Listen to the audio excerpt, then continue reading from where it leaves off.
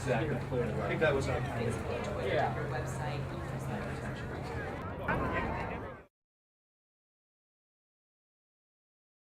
Every office is unique. There's probably about close to 100, if not 120, I think, systems administrators or IT guys. Every office is different, so they might determine some staffers might not be able to do social media, or they might hire a separate person to just specifically be there in the press shop and just do social media.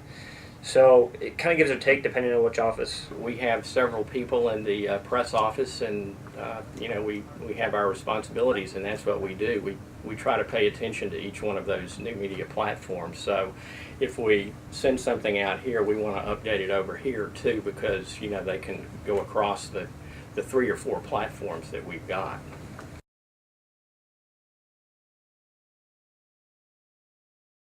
The process on the Facebook page in terms of feedback oftentimes will handle itself.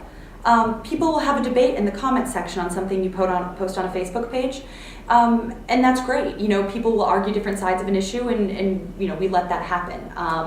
And why not? If somebody posts negative feedback, that's their right to do, and we appreciate the chance to read that and to see what people are saying, and then folks will respond and they'll get into a heated debate. We've had chains of comments that stretch into the 20s, maybe 30s. So it's good to know that people are engaging that way, and not just with us, but also with fellow Long Islanders, fellow people who are concerned about the issues.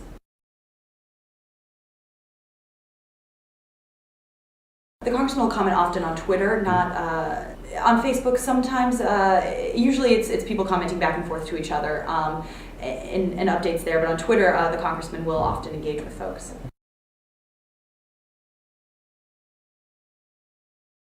He comes in one day and says, "I have an idea."